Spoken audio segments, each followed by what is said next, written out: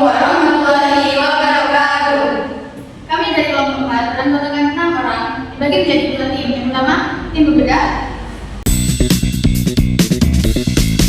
juga tim pembahas. Di sini kami akan membedah dan membahas sebuah buku yang berjudul Studi Islam dalam Dinamika Global. Selamat menyaksikan. Di sini kami dari tim pembedah akan membaca salah satu buku karya Bapak Muhammad Arif yang berjudul Studi Islam dalam Dinamika Global bab 10 yang bertemakan posisi sentral Al-Quran dalam studi Islam. Baik, saya akan bicara yang pertama adalah pengertian Al-Quran. Al-Quran adalah firman Allah yang diturunkan kepada Nabi Muhammad SAW melalui malaikat Jibril dalam bahasa Arab. Orang mukmin meyakini Al-Quran sebagai firman Allah tanpa keraguan. Di kalangan ulama terdapat perbedaan pendapat mengenai pengertian Al-Quran, baik dari segi bahasa maupun istilah. Yang pertama ada Asy-Syafi'i mengatakan bahwa lafaz Al-Quran tidak berasal dari akar kata apapun, bukan mushaf, dan tidak ditulis dengan huruf hamzah di tengahnya. Yang kedua, Al-Farad menganggap lafaz Al-Quran berasal dari kata qarain, jamak dari qarina, yang berarti kaitan, karena ayat-ayatnya saling berkaitan. Yang ketiga, ada Al-Asy'ari dan pengikutnya berpendapat bahwa lafaz Al-Quran berasal dari kata qarin, yang berarti gabungan atau kaitan. Yang keempat, Az-Zajjaj menyatakan lafaz Al-Quran ditulis dengan huruf hamzah berdasarkan kata fu'lan. Yang kelima, Al-Hiyali menyebutkan lafaz Al-Quran ditulis dengan huruf hamzah berdasarkan kata mufrad dan berasal dari akar kata qara'a yang berarti membaca. Pendapat ini tidak terlalu tepat karena lafaz Al-Quran adalah bentuk masdar yang sinonim dengan qira'ah, yaitu bacaan. Dan yang kedua, Islam sebagai peradaban ilmu. Iman adalah ajaran penting dalam dakwah Nabi Muhammad SAW. Sebenarnya amal saleh merupakan perwujudan praktis dari iman spiritual. Iman tanpa amal saleh dianggap tidak bermakna. Menurut Muhammad Majid, kehidupan yang kokoh didasarkan pada ilmu pengetahuan dan juga merupakan kesadaran sentral bagi muslim. Topik tentang pentingnya ilmu terlihat jelas dalam Al-Quran dan hadis. Al-Quran banyak memerintahkan untuk berpikir, merenung, dan bernalar. Dengan ayat pertama yang diturunkan adalah perintah untuk membaca Iqra. Selain itu, dan hadis yang mendorong mencari ilmu. Selanjutnya, pembahasan beralih ke model pembagian ilmu dalam sejarah Islam. Menurut Tolha, hingga akhir abad kedua belum ada perbedaan antara pembagian agama dan non-agama. Karena ilmu yang berkembang saat itu bersumber dari Al-Quran dan membahas akidah, ibadah, dan hukum. Selanjutnya poin C, pengertian studi Islam. Studi Islam adalah disiplin ilmu yang mengkaji Islam sebagai ajaran, institusi keagamaan, sejarah, dan kehidupan umatnya. Islam telah mengalami proses akulturasi dan transmisi dari generasi ke generasi melalui berbagai tokoh dan institusi seperti keluarga, masyarakat, masjid, madrasah, dan pesantren. Studi Islam mencakup berbagai aspek dan perspektif, menggunakan metode akademik modern, termasuk pendekatan kalam, fikih, filsafat, tasawuf, historis, antropologis, sosiologis, dan psikologis. Tujuannya adalah mengkaji secara ilmiah, tantangannya untuk menemukan atau mempertahankan keimanan terhadap suatu konsep atau ajaran. Studi Islam berkembang di seluruh dunia dengan pusat-pusat studi di universitas seperti Al-Azhar di Mesir, Universitas Teheran di Iran, dan Universitas Damaskus di Syria. Namun, studi Islam seringkali masih berfokus pada tradisi klasik dan kurang memasukkan ilmu sosial dan humaniora dalam kurikulumnya. Hal ini menyebabkan kurangnya kritik dan inovasi dalam studi Islam. Studi Islam juga diselenggarakan di negara muslim seperti India, Amerika Serikat, Inggris, dan Kanada. Misalnya di Aligarh, Universitas India, studi Islam juga menjadi kajian doktrin dan sejarah. Di Indonesia, studi Islam dilaksanakan di 14 institut agama Islam negeri, 39 sekolah tinggi agama Islam negeri atau STAIN, dan beberapa perguruan tinggi swasta seperti Universitas Muhammadiyah Jakarta dan Universitas Islam negeri. Poin selanjutnya, C. Posisi sentral Al-Quran dalam studi Islam. Al-Quran memiliki posisi sentral dalam Al-Quran, dalam studi Islam, dan kehidupan umat Islam. Al-Quran juga menjadi sumber ajaran Islam yang berfungsi sebagai petunjuk dan pemisah antara kebenaran dan kebatilan. Keberadaan Al-Quran telah melahirkan berbagai disiplin ilmu keislaman dan mengembangkan metode penelitian mulai dari kaidah bahasa Arab hingga usul fikih. Al-Quran juga sebagai pedoman bagi umat Islam mencakup aturan tentang berbagai aspek kehidupan, termasuk ibadah dan berkeluarga.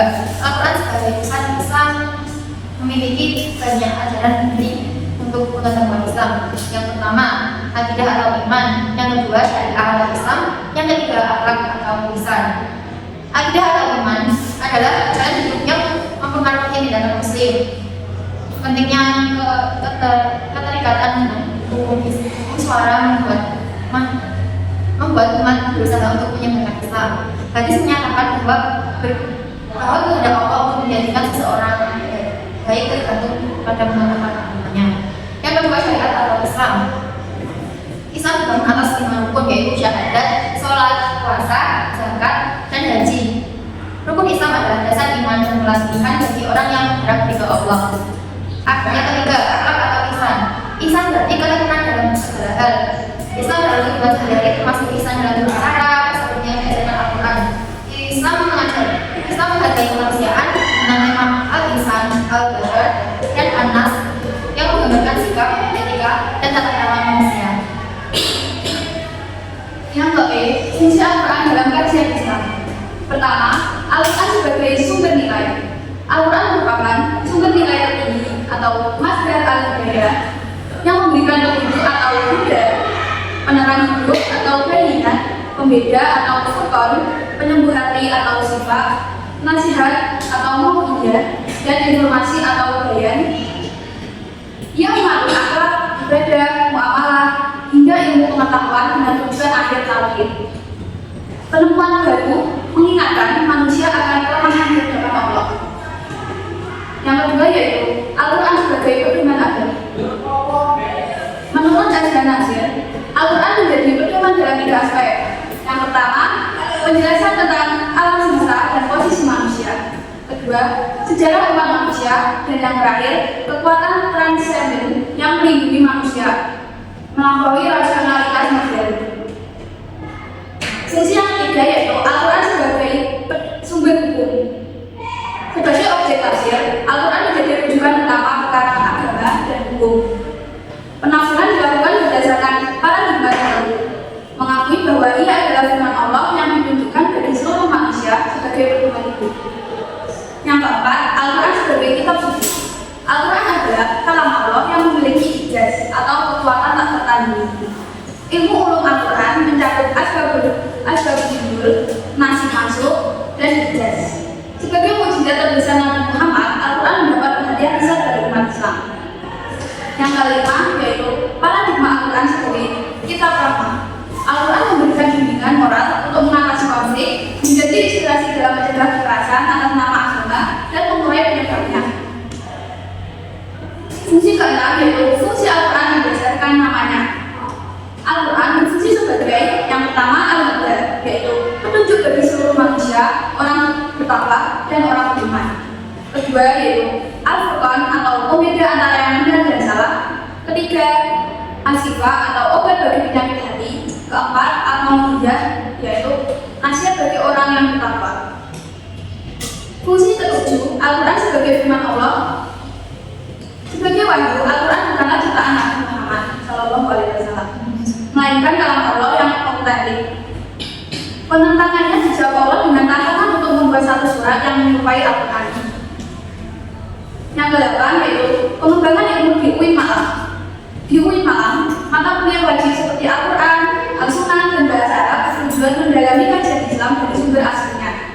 Bahasa Inggris difungsikan untuk akses ilmu modern dan komunikasi global, mendukung pengembangan ilmu berbagai Al-Quran dalam berbagai aspek, termasuk ilmu dan teknologi.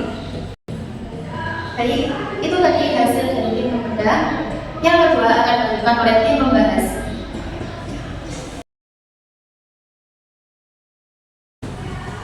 Di sini kami dari tim pembahas akan membahas apa yang berbeda dari tim pembedah. Yang pertama, saya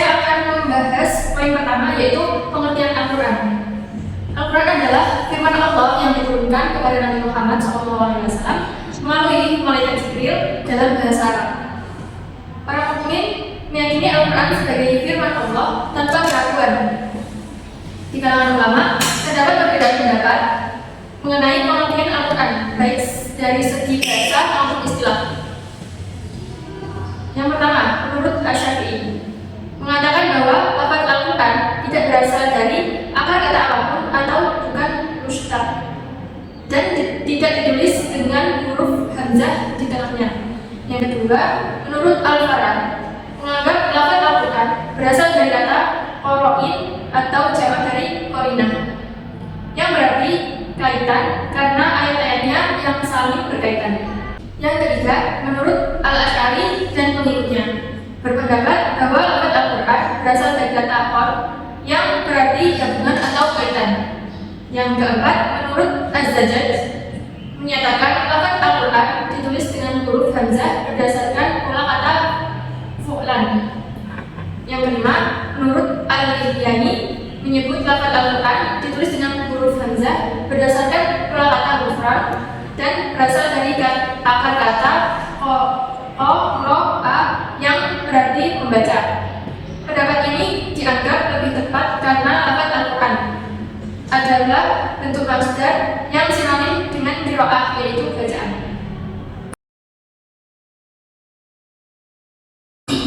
Poin yang kedua yaitu Islam sebagai peradaban ilmu.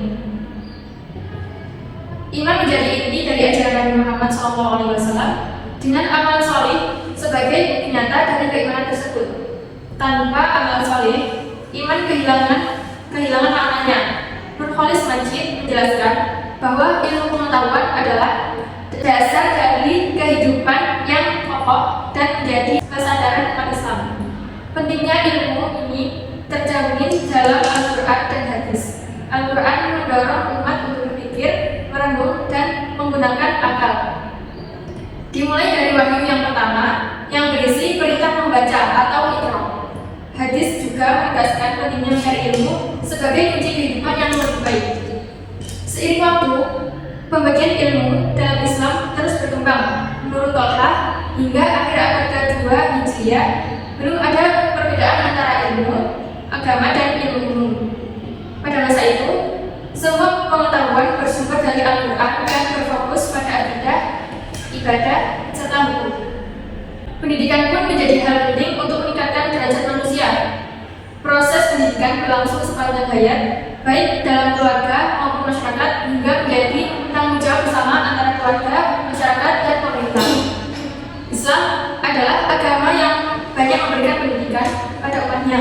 Pendidikan yang diberikannya merupakan pendidikan yang sempurna. Selain memandang aliran klasik di atas atau konvergensi, Islam juga memberikan Al-Quran sebagai pedoman dalam pendidikan umatnya.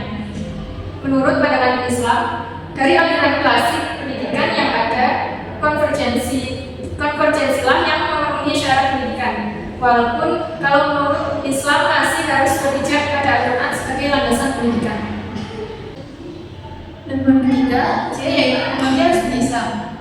Studi Islam itu sendiri adalah disiplin ilmu yang mengkaji Islam sebagai ajaran, institut keagamaan, sejarah, dan kehidupan umatnya yang telah diwariskan melalui proses akulturasi dan transmisi dari generasi ke generasi oleh tokoh agama serta institusi seperti keluarga, masyarakat, masjid, madrasah, dan pesantren.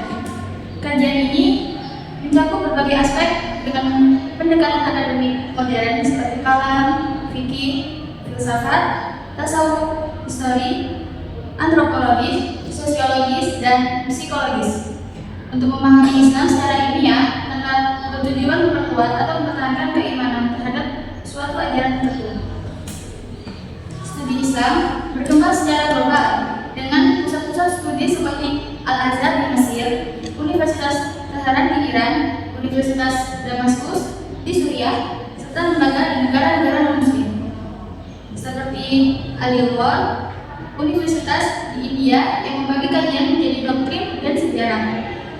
Di Indonesia, studi Islam dilaksanakan di berbagai institusi, termasuk 14 institusi agama Islam negeri atau IAIN, 3 39 sekolah tinggi agama Islam, negeri, STAIN, dan perguruan tinggi swasta seperti Universitas Muhammadiyah Jakarta dan Universitas Islam Bandung, Unisba. Namun, studi ini sering sekali masih berfokus pada tradisi klasik dan minim integrasi dengan ilmu sosial serta humaniora, sehingga kurang memberikan ruang untuk kritik dan inovasi.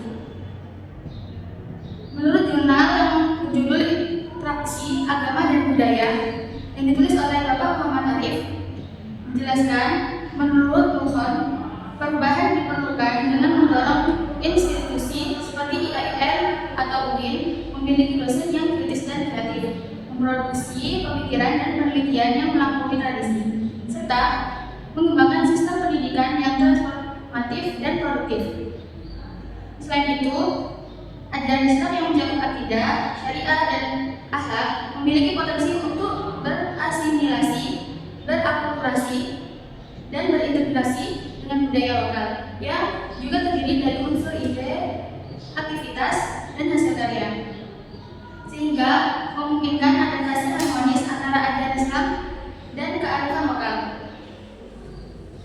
Yang keempat, D. Posisi sentral Al-Quran dalam Islam dan dunia akhlak. Al-Quran memiliki posisi sentral dalam dunia Islam dan kehidupan umat Islam. Sebagai sumber ajaran Islam, Al-Quran berfungsi sebagai petunjuk atau hudan dan pemisah antara kebenaran dan kebatilan atau furqan. Keberadaannya melahirkan berbagai disiplin ilmu keislaman seperti kaidah bahasa Arab dan usul al-fiqh, serta menjadi pedoman hidup yang mencakup berbagai aspek kehidupan termasuk ibadah, berkeluarga, dan akhlak. Salah satu ajaran penting dalam Al-Quran adalah akhlak. Akhlak merupakan pilar utama dalam Islam yang mencerminkan kematangan iman dan menjadi kunci kesuksesan hidup di dunia dan akhirat. Nabi Muhammad SAW diutus untuk menyempurnakan akhlak manusia sebagaimana sabdanya, "Sesungguhnya aku diutus untuk menyempurnakan akhlak manusia." Hadis riwayat Bukhari, Adab al-Mufrad. Bahkan, pelaksanaan syariat Islam bertujuan untuk membentuk manusia yang berakhlak mulia. Allah Subhanahu wa taala menegaskan dalam Quran surah Al-Ankabut ayat 65 bahwa salat mencegah berbuat keji dan munkar, yang pada intinya membentuk pribadi yang mulia.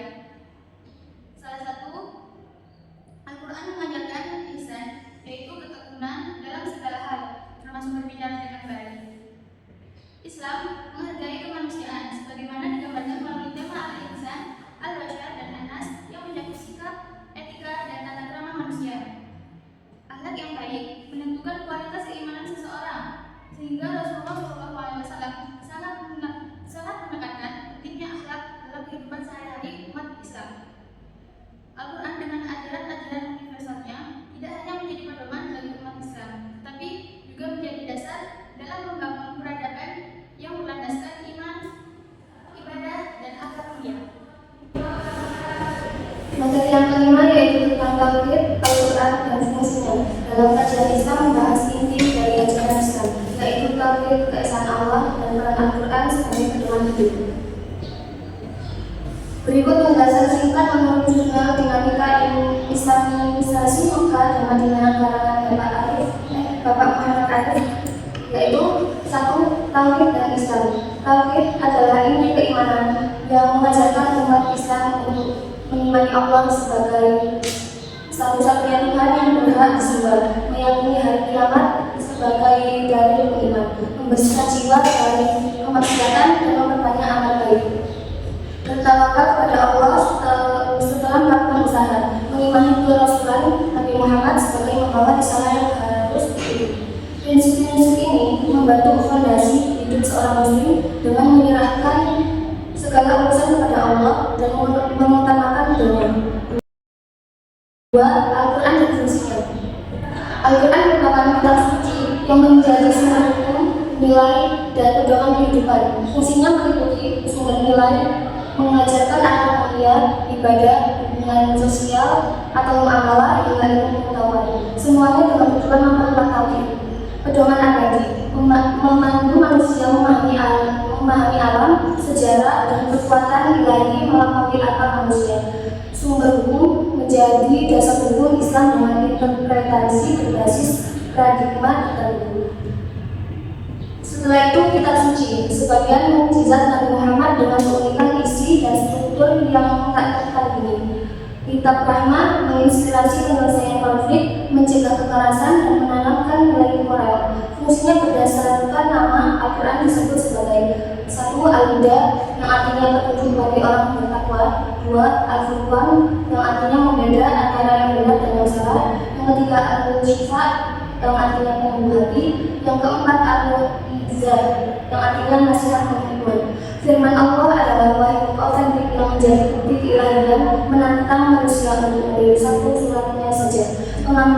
Pengembangan ilmu sebagai landasan integrasi ilmu pengetahuan modern dan nilai-nilai Islam seperti di perguruan Islam. Yang ketiga adalah relevansi tauhid dan Al-Quran. Keduanya saling mendukung dalam membantu keimanan dan kehidupan manusia yang selaras dengan tujuan pencipta. Tauhid memperkuat hubungan manusia dengan Allah, sementara Al-Quran memberikan panduan praktis dan spiritual untuk kehidupan dunia dan akhirat. Kesimpulannya adalah Tauhid dan Al-Quran adalah dua aspek utama yang harus dipahami dan diamalkan untuk mencapai kehidupan yang penuh keberkahan sesuai ajaran Islam. Itulah hasil pembahasan dari tim kami, yaitu tim pembahas, dan juga hasil dari pembedahan dari tim pembedah. Terima kasih.